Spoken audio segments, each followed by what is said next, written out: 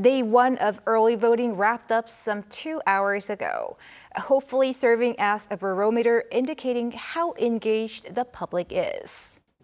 For more on the early voting process and what to watch for, we're joined by our Moon Hye-ryeon in the studio. Hye-ryeon, what stands out to you this time when Korea is holding a snap election?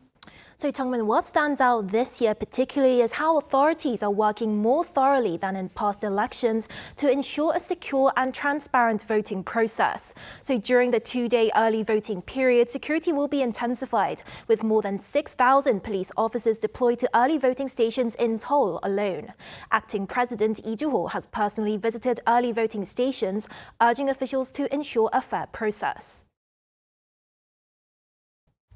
It's an important election, and it must be fair without the slightest gap. So I ask for your best efforts.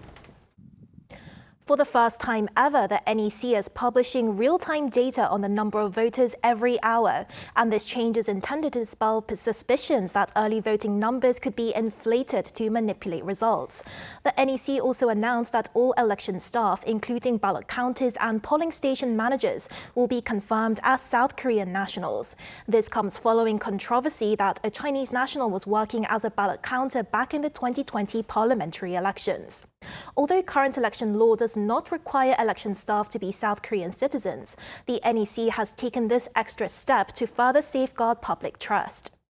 Also, for the first time, the NEC will operate a team of 30 members to observe the entire election process, from candidate registration to ballot storage. Additionally, 24-hour surveillance camera feeds from ballot storage facilities will be available to the public. This was first introduced during the general election last year, and citizens can visit their local NEC offices to view the live footage. Furthermore, in response to past controversies over the use of QR codes on ballot papers, this year's early voting ballots will feature one-dimensional barcodes to boost transparency and address suspicions of tampering.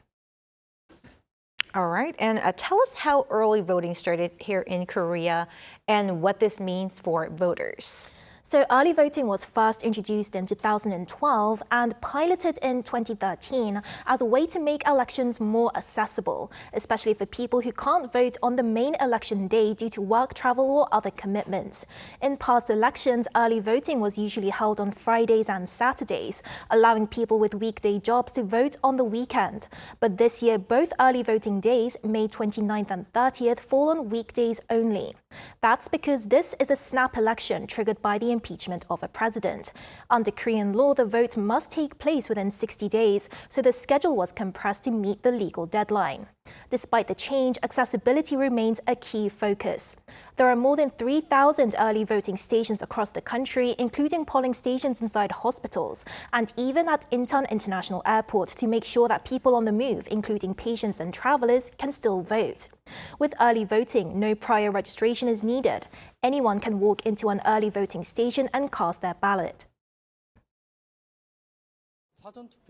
Early voting can be done anywhere in the country, so I was able to stop by and vote on my way to work without the hassle of going to a different location.